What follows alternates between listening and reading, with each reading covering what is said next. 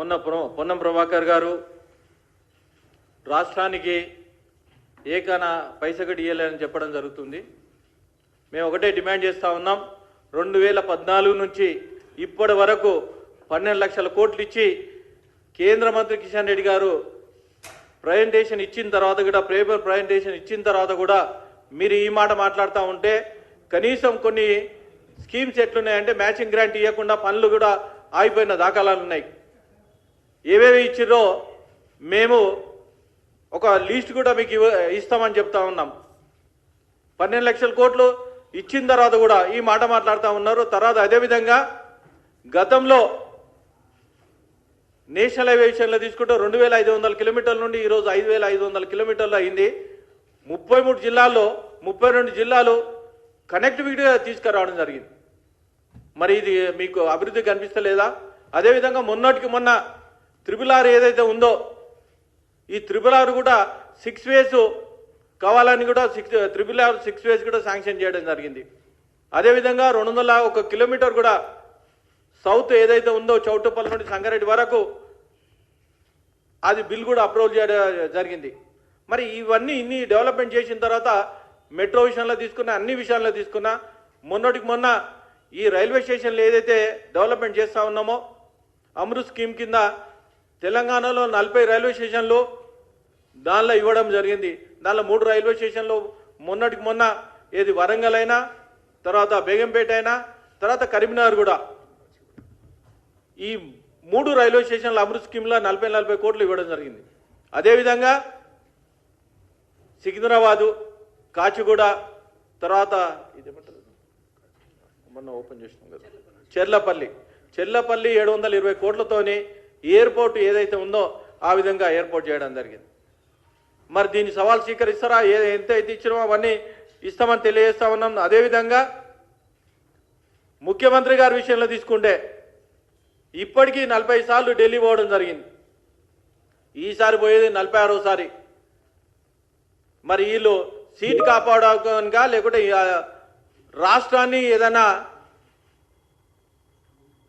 ఏవైతే ఉన్నాయో మన స్కీమ్స్ ఉన్నాయో స్కీమ్స్ కోసం డెవలప్మెంట్ కోసానికి ఏ మంత్రి దగ్గర పోతారో దీనికి జవాబు చెప్పాలని డిమాండ్ చేస్తూ ఉన్నాం. అదేవిధంగా ఏదైతే సెంట్రల్ గవర్నమెంట్ ఉన్నాయో మొన్నటికి మొన్న కోర్టు కూడా మొట్టికాయలు వేసింది.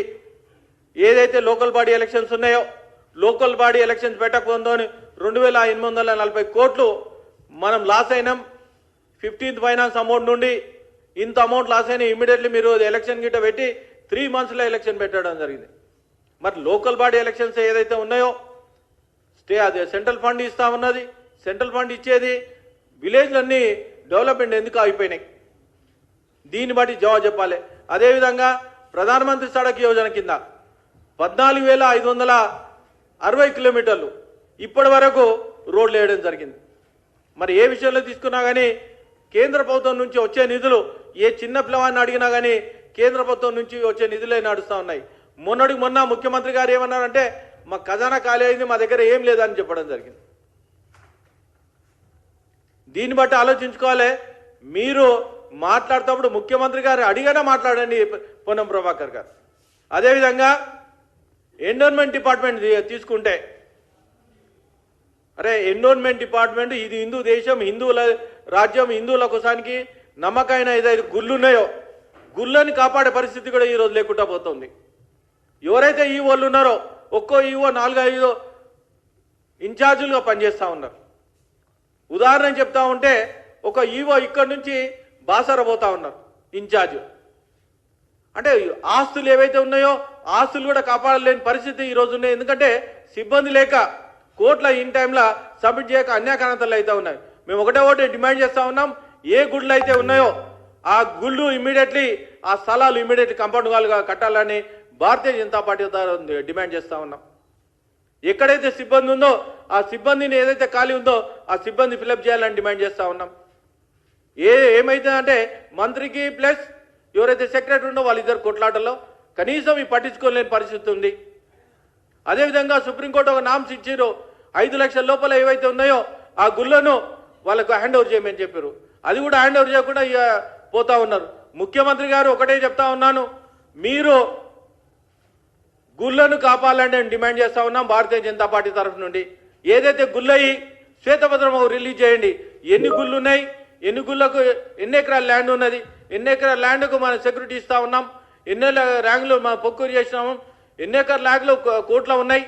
దానికి ఎందుకు ఇంతవరకు ఇన్ని సంవత్సరాల నుంచి కొన్ని మీరు గవర్నమెంట్ వచ్చిన తర్వాత అన్యాక్రాంతులు కావడానికి కారణమైంది. ఈ కారణానికి జవాబు చెప్పాలని భారతీయ జనతా పార్టీ తరఫున డిమాండ్ చేస్తా ఉన్నాం. Thank you. భారత్ మాతా కీ జై.